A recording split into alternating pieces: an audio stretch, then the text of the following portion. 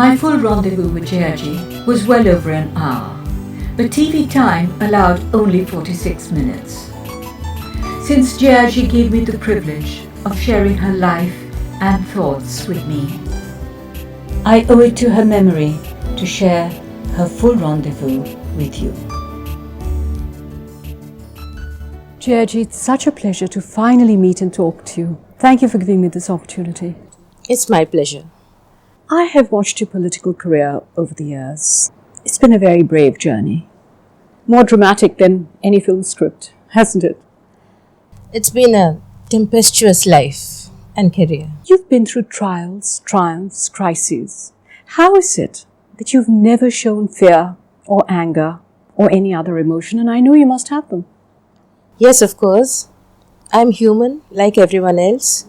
I do experience emotions, and I wouldn't be normal if I didn't experience feelings of anger and other emotions. But when you are a leader, you learn to control your emotions. You learn not to show them openly. You have to. So is it necessary to appear tougher than one actually is to be accepted as a leader in this patriarchal world of politics? I've never consciously tried to appear tough. I suppose whatever I have done, my reactions or actions have made me appear tough. You always have this very serene, calm exterior. I want to know what lies behind it. I keep my emotions to myself. They are not for public display. I have never lost my temper in public. No. I've never wept in public. How do you manage to do that? I have a lot of willpower, a lot of self-control. But do you think politics has made you tougher? Of course, yes. I wasn't like this at all. We're not born tough. I don't think anyone is born tough. I think experiences shape you and life molds you as you go along.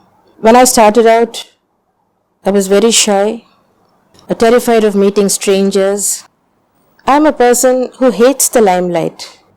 Isn't that surprising? It's very surprising. I have been propelled by fate into two high-profile careers, both not of my choosing.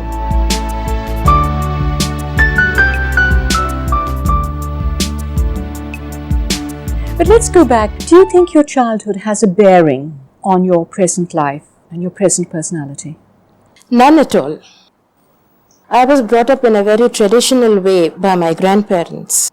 I was born into a Tamil Brahmin family, an Iyengar family.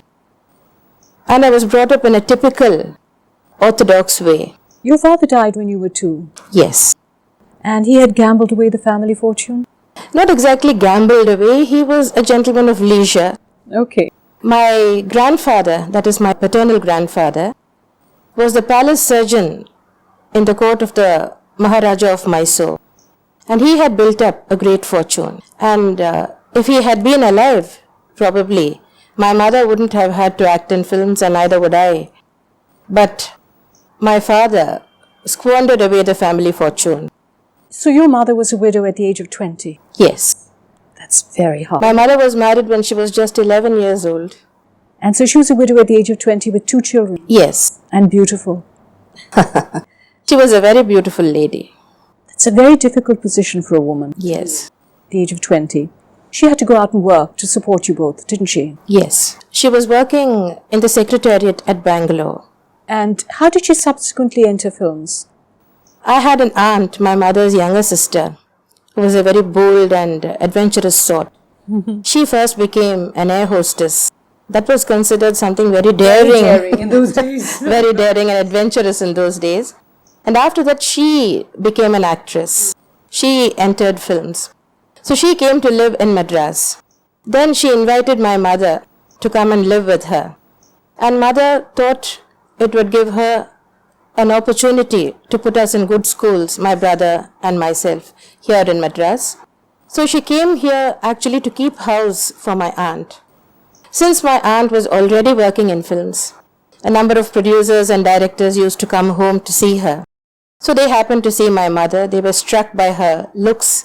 So a mother received a number of film offers, and that's how she came to films. When you were in Bangalore, your mother was in Madras. You were about 4 years old. Let me explain. I was 2 when my father died, and at that time we were in Mysore. I was born in Mysore. Then we came to Bangalore to live with my maternal grandparents. Then when I was 4, the family shifted to Madras. And here mother became so busy working in films that my brother and I were left entirely to the care of servants. So she thought this was not a healthy atmosphere to grow up in. So from the age of 6 to 10, for 4 years, I was in Bangalore living with my grandparents and separated from my mother. Was the separation hard? I missed her terribly. Did she visit you often? She visited me whenever she could, but that wasn't very often. And I remember when I was about 5, she'd come to Bangalore to see us. And I always used to cry whenever she left. So she used to put me to sleep. And I always used to sleep clutching her sari pallu in my hands, the edge of her sari. I'd wind it round my hand and go to sleep. Tight like this? Yes, very tight. So my mother found it impossible to get up and leave. So leaving the edge of her sari in my hand, she used to gradually unwind the sari from herself, and she used to make my aunt drape the sari around herself and lie down beside me so that I wouldn't notice her leaving. And then, of course, when I woke up and found that mother was gone, I used to cry and cry and cry, and I would be inconsolable for about 3 days. Then, of course, there was school and other activities, so I'd get over it. But I remember that during all those 4 years I was in Bangalore, I was pining for my mother every minute, every second. So it does. You see, this is where I say, you may say that the childhood doesn't have a bearing on one's life. Psychologically, Georgie, it does. Perhaps. It is the love one longs for, and it carries through in life because you've never had enough of it. You know what I'm trying to say? I understand. Yeah. When I look back on my life, I seem to have spent so little time with my mother. I've never really been satiated with the kind of love I expected and wanted and needed from my mother because there simply wasn't enough time. I did come to Madras to live with her from the time I turned 10, from 10 to 16. But then mother was so busy.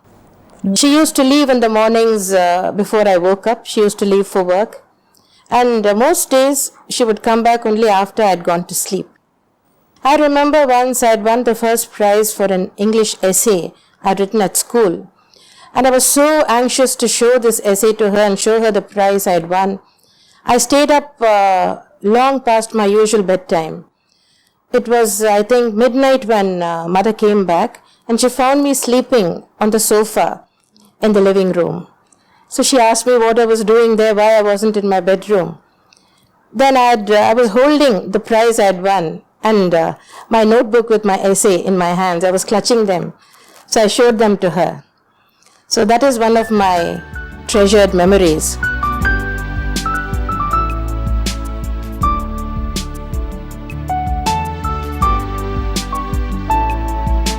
You were studying in a convent, weren't you? Yes.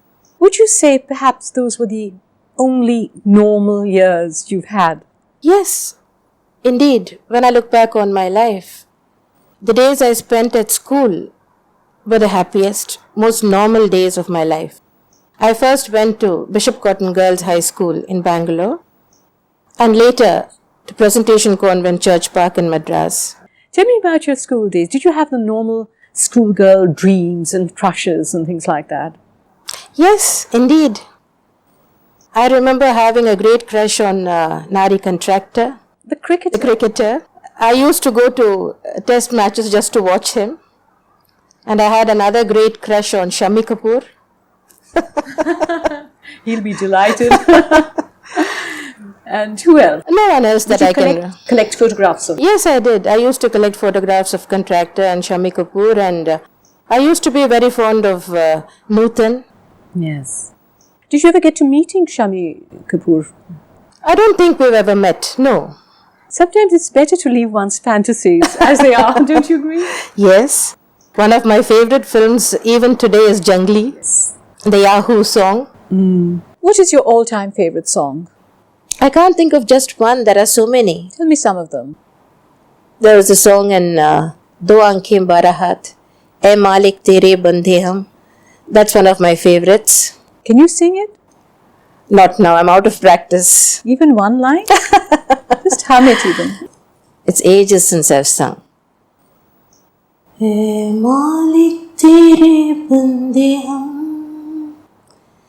I don't remember the other lines. That's one of my favorites.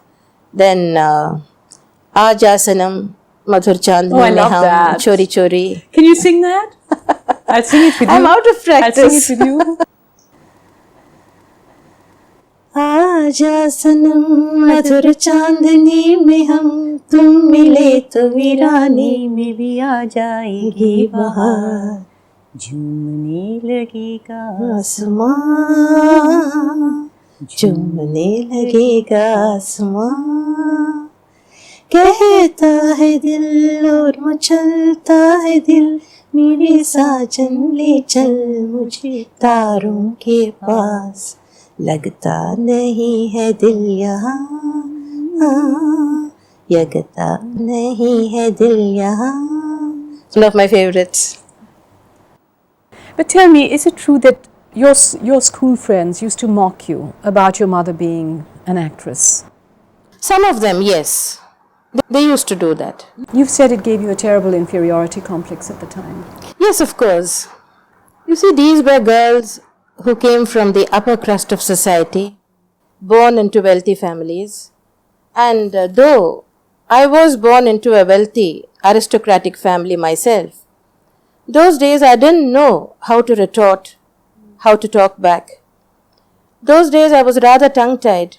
If anyone humiliated me or insulted me, I used to go home and cry. But today I'm very different. Today, I give as good as I get or even more than I get.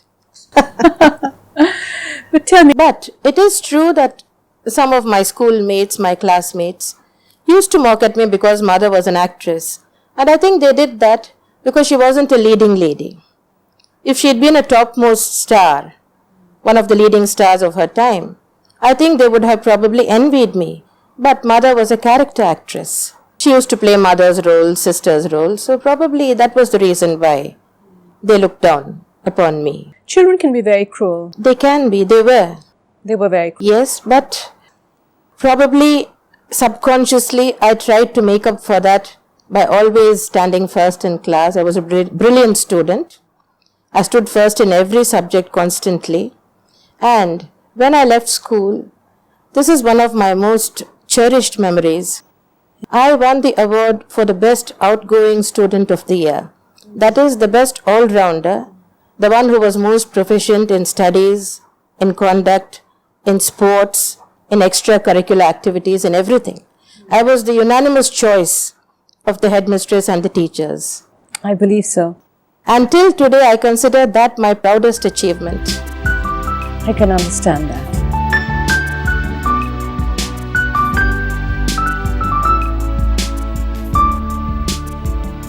Do you think in any way what the girls or your school friends had to say, did it ever make you feel that film career is not a worthy career?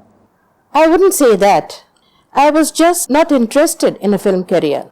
I was too shy a person. I never felt comfortable in the glare of limelight. I was made to give dance performances.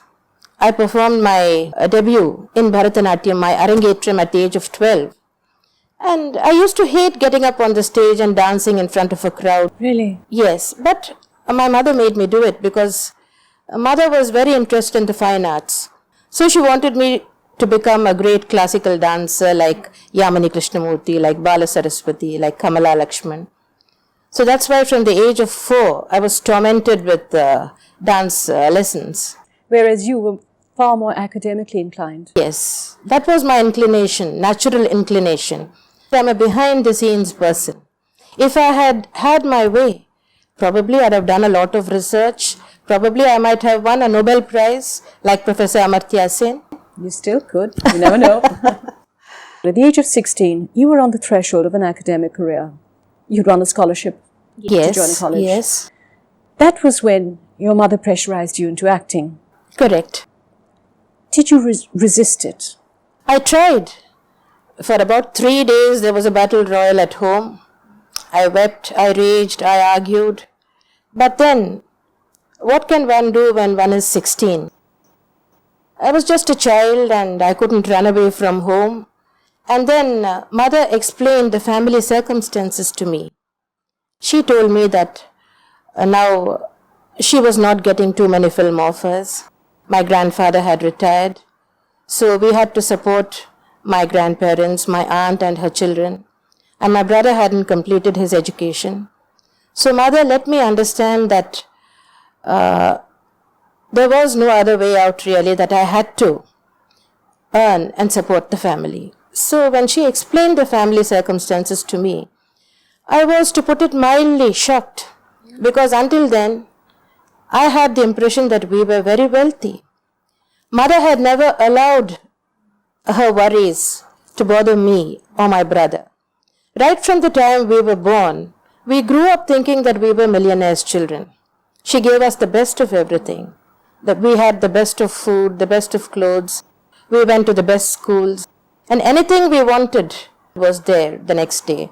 So, we never really knew or understood how much she had to struggle to give us this kind of an upbringing.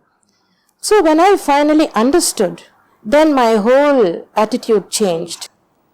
Then I felt a lot of sympathy for my mother. I thought mother had been through enough struggle and mother had suffered so much in her life that I thought it wasn't fair to expect her to keep on struggling and keep on suffering for our sakes. Then I thought it was my duty to provide relief to my mother and to take on the burden of supporting the family. So that is when I told mother to return the scholarship and accepted the film offers that had come our way. Everything was handed to me on a golden platter. Offers were pouring in by themselves. So that is why mother said so many girls would give anything to get these opportunities. So she said, why not make use of it? Why not take it? You've done over 125 films? Yes. How do you look back on your acting career and those acting days? Well, I was the #1 star of my time in the South. I was a great success. You were a great success, no doubt. Personally, what was it like for you? I didn't like it. Didn't like it. But once I take up something, once I decide to do something, whether I like it or not, I give it my all. I must excel in it. I must do it superlatively well. So, though I hated classical dancing, I was one of the best classical dancers in the country. I hated my career in films, but I was the #1 star of my time. And though I shouldn't say it, I really don't like politics, but people say I am a successful politician and a good one. Very good. I'm surprised myself. Tell me, what did you hate about acting and about those films? It's just that all the years I was working in films, I never had any time to rest or sleep. Yeah. I used to work 6 shifts a day. Oh my God. And even when I was traveling by train, I never got any rest because mother would bring the dance master along. I was still giving stage performances. And since there was no time to teach me new items, the dance master used to teach me his new compositions while traveling in the train. So I used to pray that we should travel by air. That's the only time I got to sleep while I was working in films. Did you like the process of pretending and dancing and impersonating? Did you like that process? I can't say I liked it, but it came naturally to me. I'm a natural actress. I never followed any method. I never went to any school of acting. And I never consciously tried to imitate anyone. I'm a spontaneous, natural actress. You also acted in a Hindi film. One film, yes. With Dharmendra. It was called Izzat. Izzat, yes. What was Dharamji like? Very friendly, very nice. We worked together only for a very few days. It was a cordial and easy relationship, that's all. I did get a number of offers to act in Hindi films. Whenever I had a successful film in Tamil or Telugu, whenever these films were remade in Hindi, I was the first choice of the producers. For example, one of my hit films was Kumari Pen in Tamil. That was Man Ka Meet in Hindi. Sunil Duttji had come all the way to Madras to ask me to play the leading role. But then mother decided everything those days, and my dates were booked much in advance. I couldn't accept that. Then another Silver Jubilee film of mine was Naan in Tamil. Which became? That became a film in which Hema Malini acted. I think Varis. With Jitendra, yes. There was another film which I did in Telugu called Godachari. That was a thumping success. That was remade in Hindi as Fars with Babita And Jitendra, yes. And again, there was a problem of dates. would you have liked to act in some more Hindi films, do you think? Well, it's too late now. Yeah, well, I suppose that's... I didn't think it was any different from working in the South, except that here everything was so organized and everything moved like a well-oiled machine. Whereas I found that while I was acting in this one Hindi film, one had to just sit around and not much work got done. That to me was the worst part about acting. I remember even my acting days, to sit and wait. Hurry up and wait. Yes. So much time was wasted. Yes. Your mother was the driving force of your career, wasn't she? Yes, of course. But for her, I'd never have come to films. I'd never have learnt dancing. So, at 23 when she died, how did you manage without her? I was lost. I was like a babe in the woods, blindfolded. Mother was my whole world. And she never taught me anything practical. She'd kept me so sheltered. Mother was only 47 when she died. No one thought she would die so young. She probably thought she'd be around a long time to take care of me, and she probably thought I was so overburdened with work that these other things could come later. But then the net result was I was left absolutely helpless when she died. I didn't know anything about running a house. I didn't know how to operate a bank account. I didn't know how to write a check. I didn't know the meaning of income tax. I didn't know what the producers were paying me in the films in which I was acting. I didn't know how many servants we had. I didn't know what their salaries were. I didn't know what it cost to run a household and establishment. You see, in our traditional South Indian households, at the moment a girl reaches the age of, say, 5 or 6, a mother starts training her, teaching her domestic duties, preparing her for the day when she will have to run her own home. Nothing like But my childhood was so artificial. Here in Madras, I wasn't allowed to enter the kitchen. There was no time. So I knew nothing except acting and dancing. And everyone could see that I was so naive and vulnerable and innocent. Everyone took advantage of me. So I had to learn everything the hard way. I believe you have said that you even thought of ending your life at that time. Things must have been so desperate. I don't think that's anything unusual. Sensitive people, emotional people go through these phases in life. It's a part of growing up. But that feeling is the very end. It is, no doubt. I have experienced that feeling, but I've overcome that and I've survived. I think that is what is important. I didn't succumb to that feeling. But of course, I didn't think I could cope with life for even a single day. But then, look at me now. I'm surprised at myself.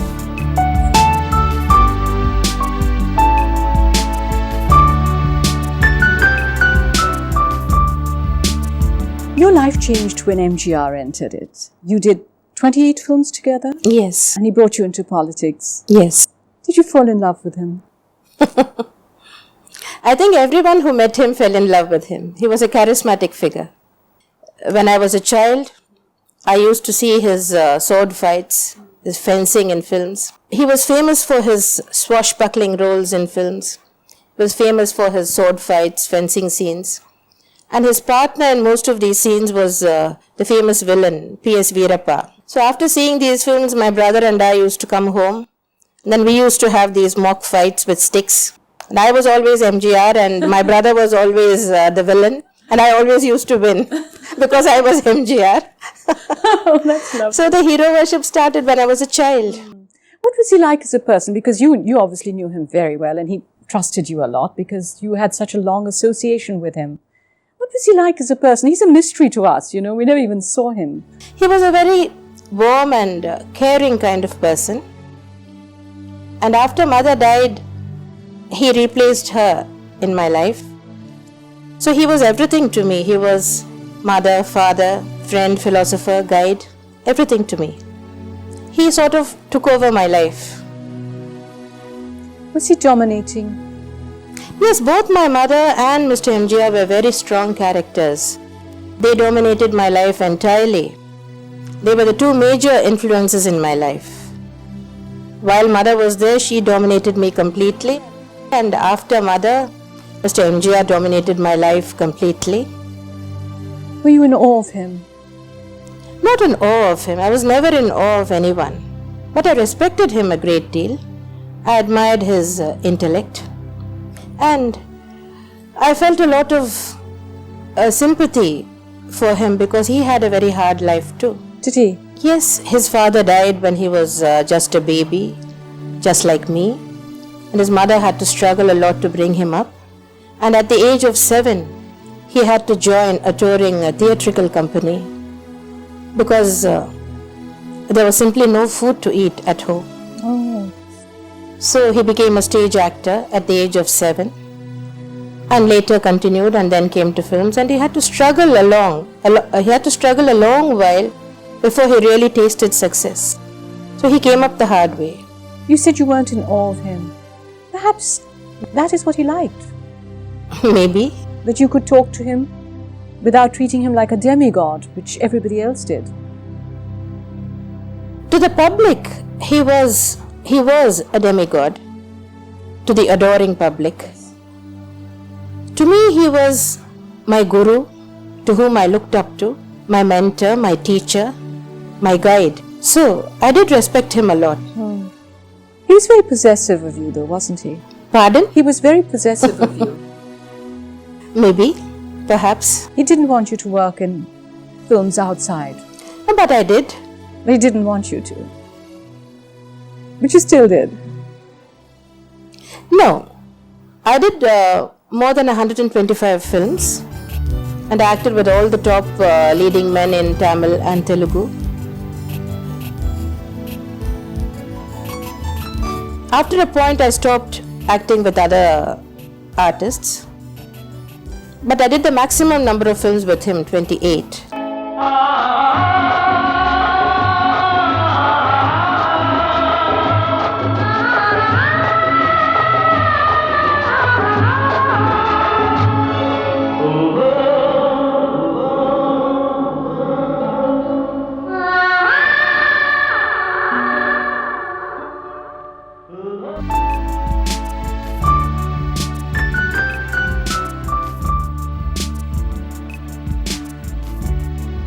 Jayalalithaa, whenever a woman is successful, the world always manages to give the credit to a man.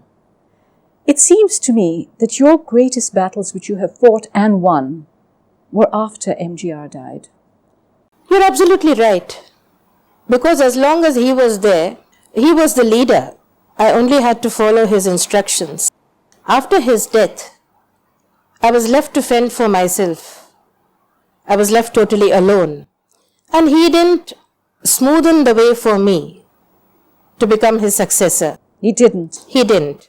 Not like Mrs. Indira Gandhi did for Rajiv Gandhi. She groomed him and paved the way so that he could smoothly take over as her successor after her death.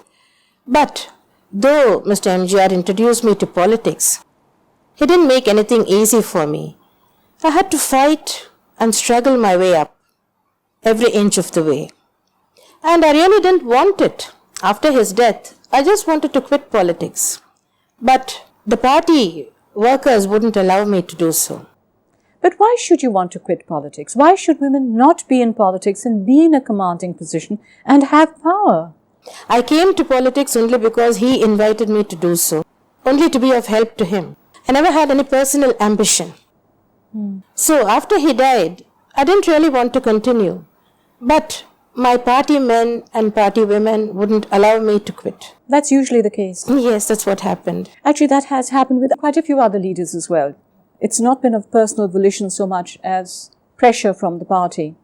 I remember he passed away in 1987, December 24th. And on December 31st, I was all set to quit politics. And seniors in the party, senior colleagues, all of them came to my house and asked me to take over as General Secretary. I refused, and the argument went on until midnight. Finally, at midnight, I capitulated. I agreed. And that's how I continued to be in politics. Could you ever have imagined the path that lay ahead? No. I think sometimes it's a good thing we really don't know what lies ahead of us. Because if I had known that I'd have to traverse such a difficult, rocky and thorny path, I'd probably have died of fear. Yeah. What would you say? There have been many hard times. There have been many battles that you've fought and many battles that you've won. What would you say has been the hardest time? The biggest battle was the one I had to fight to consolidate my position in the party after his death. That was the most difficult and traumatic time, because I really didn't want to do all that I was being made to do by force of circumstances. My heart really wasn't in it. But then there are times when you just have to keep going. You have to keep going. You can't stop. Why do you say your heart wasn't in it? I admire you for your heart being in it and for you having achieved so much as a woman. Women are proud of you. And then when you say your heart wasn't in it. It's nice to hear these compliments. But then there's been so much mud slung at me. I've had to face so many brickbats. I've had to face so much vilification and slander. That hasn't been easy. If I had been an academician, if I had been a lawyer, no one would have said such nasty things about me. But when it comes to a politician or a political leader, the questions are so downright demeaning, insulting, humiliating. In the normal course, no one would put up with that kind of questioning. But as a politician, anyone can say anything about you, you have to take it. People who know nothing about you, who have never met you, say the most vile things about you, and you have to take it with a smile. That's very difficult, especially for a hypersensitive person, which is what I am. I can imagine. And it's not true that if you are in politics long enough, you grow a thick skin. It never happens. If you are sensitive, if you are born sensitive, you stay sensitive till the end of your life. And the kind of terrible, distorted image that has been built up of me in the media, that really hurts, because that's not me, that's not what I am. Do you think that you intimidate men? You must ask them. I think I do. You do. Nowadays, most men I meet are terrified of me. Why do you think? Probably it's this image I have, and I don't take any nonsense from anyone nowadays. That old Jayalalithaa is gone.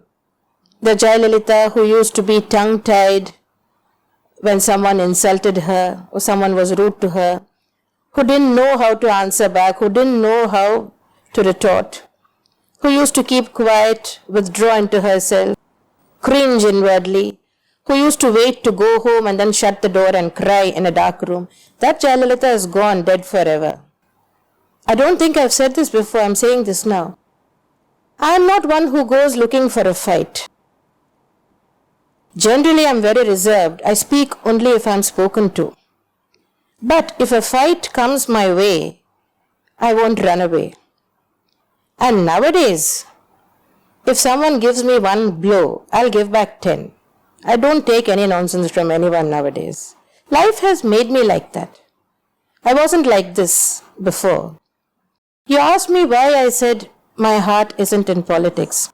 Even today, given the opportunity, I'd love to retire from all this, fade away from the public eye. I'd love to retire to my farm in Hyderabad, not have to meet anyone, not have to answer the telephone, with no tension, no worries, no crowds to face, no files to look at, no problems.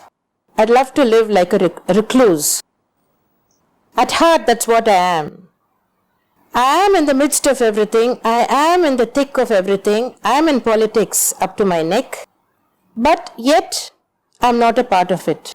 Like a drop of water on a lotus leaf. They say Thamara ilai thannir in Tamil. That is, you are in it and yet you aren't in it. Nothing touches you really. You know, a drop of water on a lotus leaf. Have you observed it? It will remain that drop of It rolls this way and that way. It never really sinks into the leaf. It never really touches it.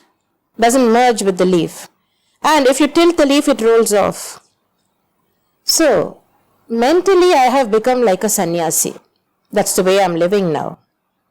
I'd love to be left alone with my books, my music, my dogs, and not have to meet people. But I think that's a long way off. There are some responsibilities, some duties I have to fulfill. I have pledged that I will bring back my party to power in Tamil Nadu. I have to achieve that. Your critics, your male critics, have often implied that you're a man-hater. Are you? No, not at all. I'm not a man-hater. And not just my male critics. Some of my worst critics have been women. But that often happens. Who is the worst enemy? Man or woman? I think both of them are equally lovable or equally... I can't say which one is worse. Would you say there's more than an element of male chauvinism in politics? There is. Our society itself is a male-dominated society. There is a lot of male chauvinism in every sphere of life, especially in politics. I'm trying very hard to change that. I think I've succeeded to a great extent. I was the first to bring in reservation for women in the organizational posts. Would you say there's more male chauvinism in politics or in films? I think both are equally bad. But in films, a woman is an essential commodity. Whether you like it or not, you need the glamour that women can provide in films. You can't do without them. In politics, you can do without them. They try very hard to do without them. But where people like me are concerned, it's not so easy to just wish me away. Many people would love to. So what does it need for a woman to survive in this world? It needs a lot of self-confidence, courage, willpower, the capacity to take anything, no matter how unpleasant, how bitter, how painful, and not show that it hurts. It's very difficult. This is one of the most demanding fields in the world, politics. And for a woman to be a success in politics is still a rarity in the entire world. Even in an emancipated, so-called liberated country like the United States of America, can you envision any woman becoming the president in the near future? It's just not possible. At least England had Margaret Thatcher. But in the United States, no woman has even made it as vice president. So there's a lot of male chauvinism, even in American society. If that is the case there, then you can well imagine the extent of male chauvinism in India. And in South India, which is particularly conservative, it's much harder for a woman to establish herself and her identity. You're very right. You see, because I don't come from a political family. If you look at all the other women leaders who have made it to the top in Asia, they were all either daughters or wives or widows of former prime ministers or presidents. But you can't find another case like mine. I often think about this, the fact that you've done it all alone. Yes. Because if you are a wife, automatically so much respect is given to you. People talk about you, refer to you with respect. But such wasn't the case with me. People perceive you as arrogant and haughty and whimsical and unpredictable. They just don't know how to read your mind. You flummoxed an entire male polity. I'm not any of these things. No, but they're calling in Jyotish and astrologers, tell us what is Amma's next move. So, I mean, that's quite a power you wield as well, Jayaji. I'm not arrogant at all. I'm an introvert. I'm not an outgoing, gregarious type of person. Many people have mistaken my aloofness or my shyness for arrogance. That's the truth. Do you trust people easily? I used to. I was very naive and very vulnerable, very gullible. But now I know better. But still, my basic instinct is to trust. I have to fight it. Would you say you're a good judge of people? Now, yes. What does a person have to do to win your trust? They just have to be straightforward. How would you tell? I can make out. I can tell. Nowadays I can. I find that most people who come to me want something from me. Isn't the world based on need? It is. But there are different kinds of needs. The basic needs have to be satisfied.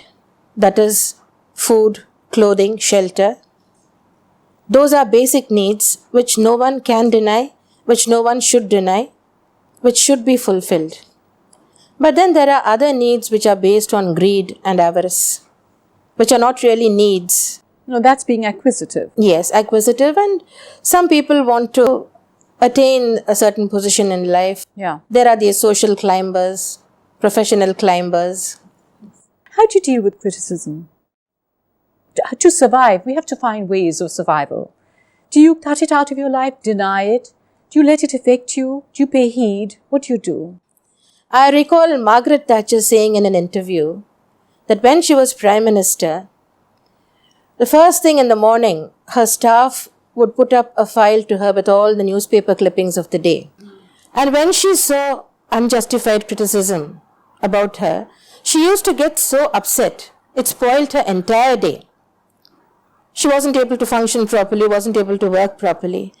So she said, though people think that if you've been in politics long enough, you grow a thick skin, she said, it's not true. You never do. And no matter how many times you face unjustified criticism, unwarranted criticism, it hurts every time. You never get used to it. So she said, she stopped looking at these newspaper clippings in the morning so that she could get on with her work. Wise woman, I would say.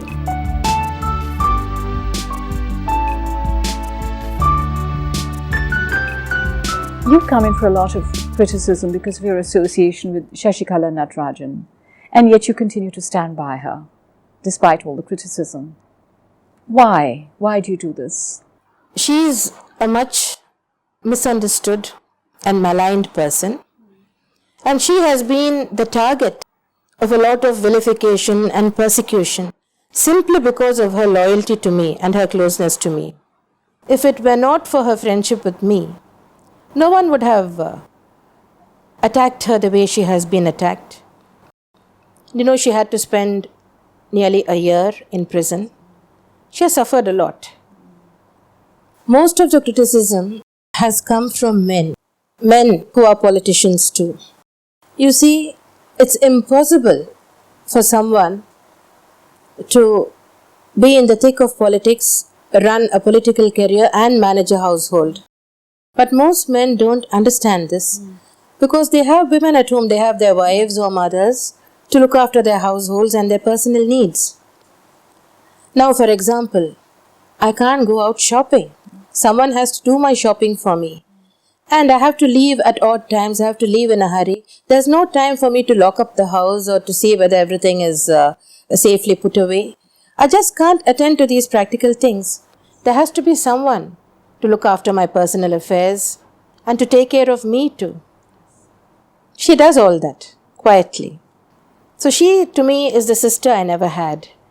And she's taken my mother's place because she looks after me. She does everything she is doing only because of her genuine affection for me. There are many who think that it would be useful to them to be in her place. So these are the people who have created all these nasty stories about her. But they've cast so many aspersions and insinuations. How do you deal with that? by ignoring them. Must hurt you. They do. They do. In fact, I filed a defamation suit against a former union minister, that is Morosuli Maran, for casting aspersions on my relationship with Mrs. Shashikala. How long have you known her? I've known her since 1984. Okay. How did you meet her? She came once to the party office to see me. That's how we met. She is a very simple, God-fearing lady, and I really feel sorry that she's had to put up with so much ill treatment simply because of her friendship with me. Do you think people in power sometimes get carried away by the trappings of power and lose their perspective, and then they only realize it in hindsight? It happens very often. It's very easy to get carried away by the trappings of power, but then you need to have someone with you who is always there to bring you down to earth. You see, this happens when people hesitate to tell you the truth. Now, when my mother was alive, I could always depend upon her, and she was always there to bring me down to earth with a thud whenever it looked as though I was getting a bit carried away. It never happened, but you need someone around you like that. For example, when Mr. MGR was alive, I could never dream of getting carried away because he was always there to give me a knock on the head and bring me down to earth. Now, in my case, Mrs. Shashikala does that. Do you use her as a sounding board? Yes, of course. Because you must have somebody to share your successes with, to turn to for moral support. Yes, she gives me a lot of moral support. And if she feels I'm going wrong somewhere, she never hesitates to tell me so. And I take it from her as I would have if my mother were alive.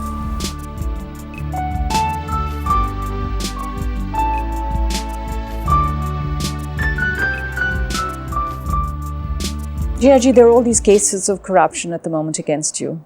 Are you troubled by them?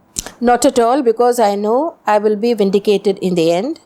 All these cases that have been foisted against me are politically motivated. They will not stand up in court, and I will be vindicated. You have been attacked, humiliated, injured, jailed even.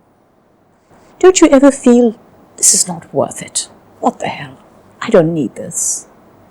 I have felt it, but then circumstances were such that I could not escape what was happening to me. Nothing really was worth the humiliation I suffered when I was attacked in the assembly, on the floor of the Legislative Assembly on March 25th, 1989, in the presence of the Chief Minister, Mr. Karunanidhi, with both his wives watching from the VIP boxes. All his MLAs and ministers physically assaulted me. They grabbed anything they could lay their hands upon. Chairs, mics, a heavy brass bell on the speaker's table. If they had succeeded in banging it on my head, I wouldn't be alive today. My MLAs saved me that day. And one of them even tried to pull at my sari. They pulled at my hair. In fact, they tore out some of my hair. They threw chappals at me. They threw big bundles of papers, heavy books at me. That day, I left the assembly in tears, but I was also angry. I made a vow that day. I said, I will never set foot in this assembly again as long as this man continues to be the Chief Minister. And when I do enter this assembly again, I will enter as Chief Minister. And I fulfilled my vow within 2 years. I did it. First and foremost, I don't think it happens in most civilized countries. I've never read any news reports of such a shameful incident happening anywhere else. I don't think this has happened to any other woman in politics. That was a bad experience. And then my being sent to jail. That was, I think, the worst moment of my life. When I look back at all the highs and lows in my life, I think that was the lowest point. Among all the prisons in Tamil Nadu, the Madras Central Prison is the worst. It's the most unhygienic, dirtiest prison imaginable. And the place where I was kept, where I was confined, was a condemned building. It was used as a women's wing earlier for women prisoners, and then it was declared to be unsafe. So most of the prisoners were moved out to another prison. This was reopened in my honor. You must have seen some of these old English movies where they show medieval dungeons. It was exactly like that, a dark dungeon. It hadn't been swept or cleaned for years probably. There were cobwebs hanging everywhere, growth of fungus everywhere, and all kinds of vermin crawling all over the place. You could have conducted a zoology class there. Every conceivable type of insect and rodent was there. There were big rats, sewer rats, bandicoots, and there were swarms of mosquitoes all over the place. And there was nothing in the cell, no furniture. I had to sit and lie on the bare floor, and there was not even a square inch of even space on that floor. It was full of pits and holes with vermin crawling out of each hole. It was the filthiest, most dismal place imaginable. And our Madras Central Prison is situated bang on the banks of the Coombe River, which is nothing but an open sewer. It was stinking to high hell. I stayed there for a month. That steeled me, and now I think I'm quite proud of that experience, because they had spies all around me. Every day the Chief Minister and his minister used to ring up to the jail superintendent and used to ask for reports about me. Is she crying? Is she upset? Didn't cry? I didn't cry, not even. I didn't shed a single tear. I steeled myself. And in the moment I was made to step inside the police van, I said, now I'm going to bear whatever comes with fortitude. I was absolutely calm, absolutely dignified. Normally I'm a very hot-tempered, short-tempered person. I didn't throw any tantrums. They were asking all these questions. Is she crying? Is she upset? They wanted to break your spirit. They wanted to break my spirit, but they didn't succeed. It was one of the worst times in my life. But then I thought, this must have happened to so many other women during the freedom struggle for independence. They must have faced similar conditions under British rule. I thought, if those brave women could bear it, why can't I do the same? And at the time when I was jailed, thousands of my party workers, including women, were also jailed at the same time, because they demonstrated and conducted agitations protesting against my arrest. Thousands were arrested all over the state. So I thought, they must be undergoing the same kind of suffering. If they can bear it, so can I. So can I.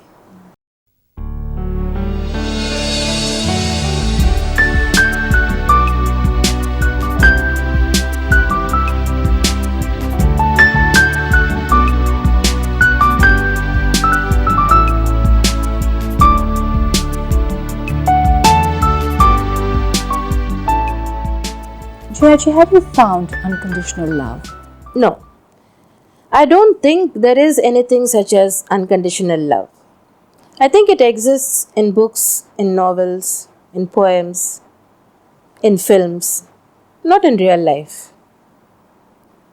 In any case, I have never come across anything like that.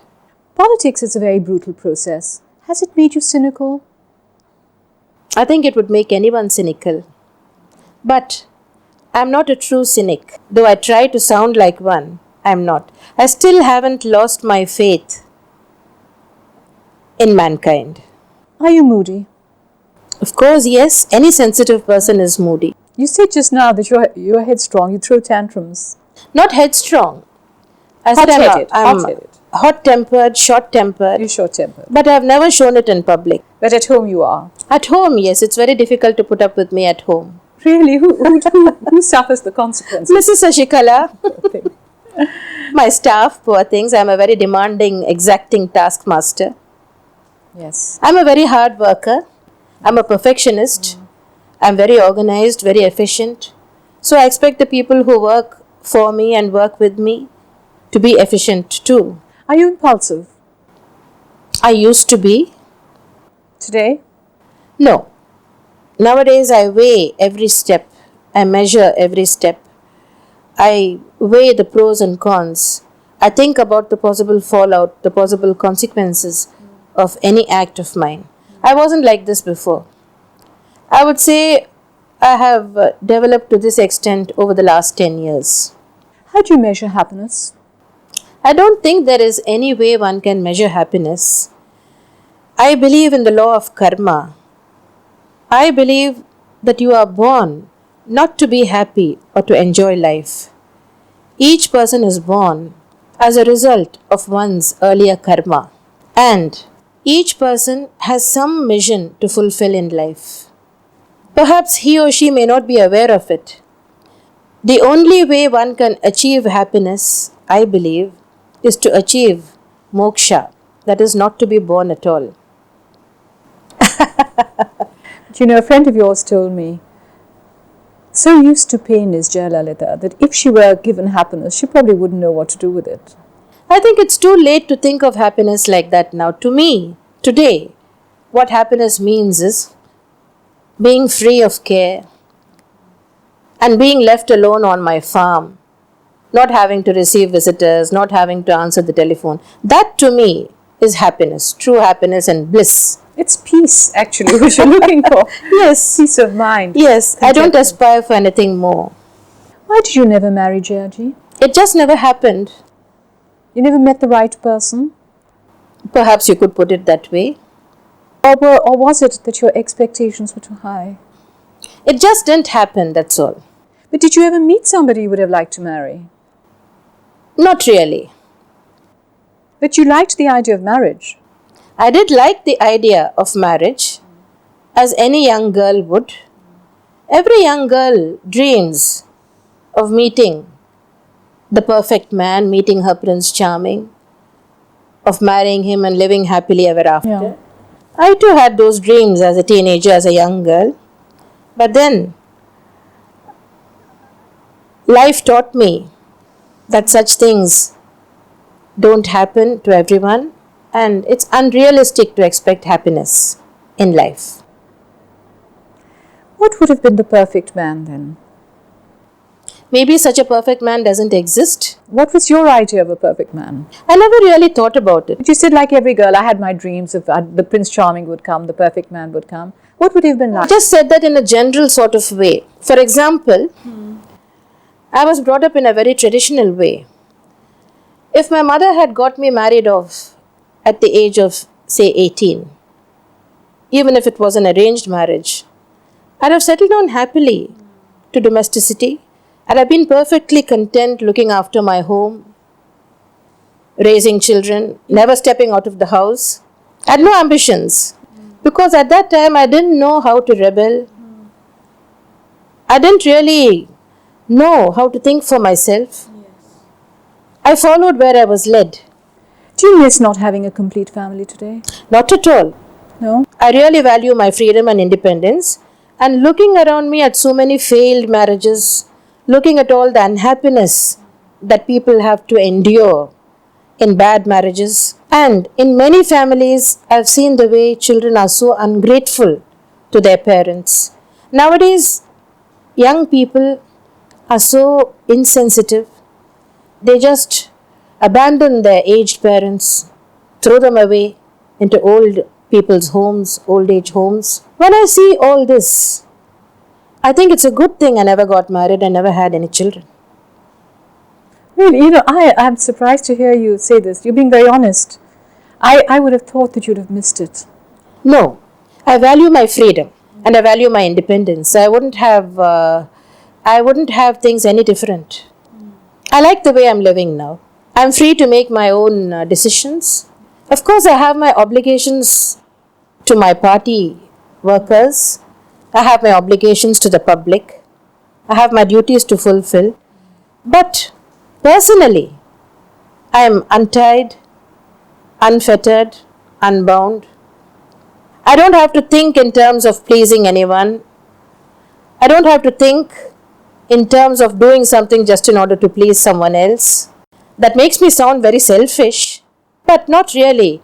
You see, for most of my life, I would say for 1/3 of my life, I was entirely dominated by my mother.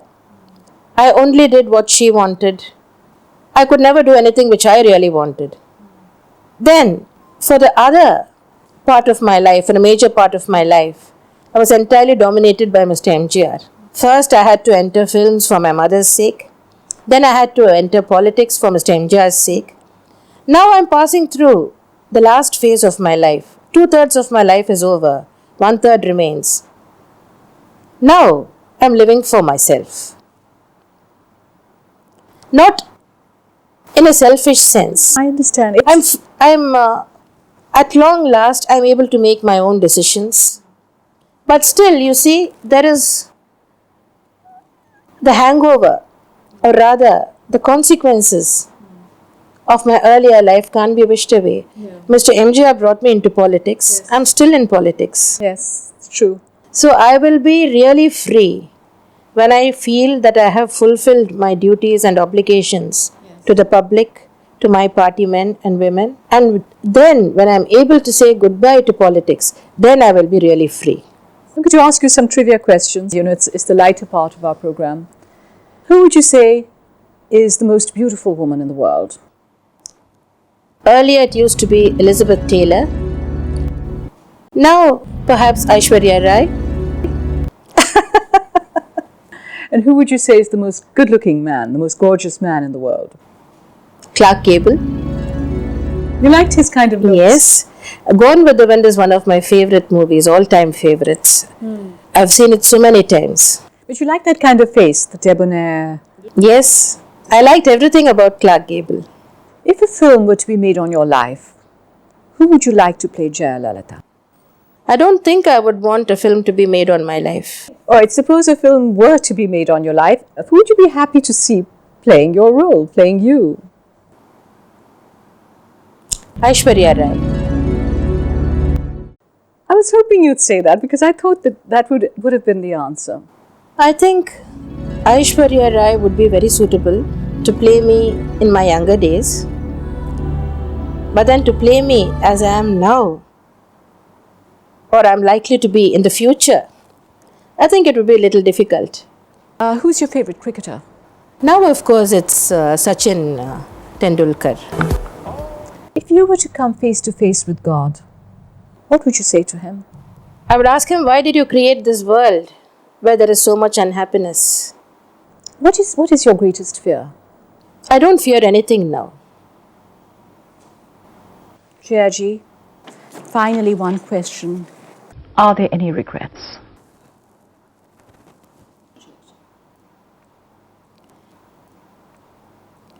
I wish I'd been kinder and more considerate to my grandmother.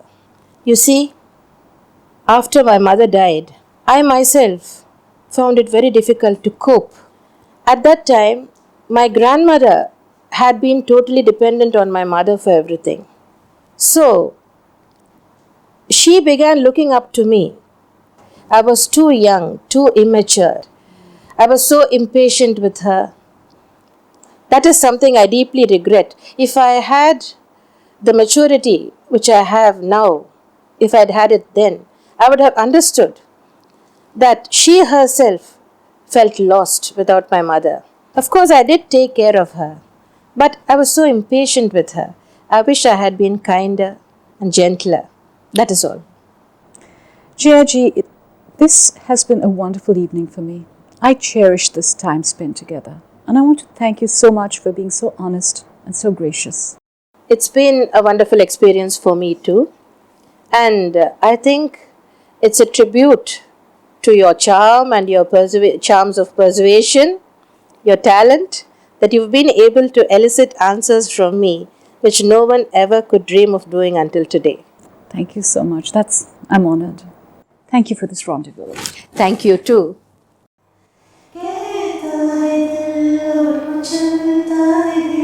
मेरे साजन ले चल मुझे तारों के पास।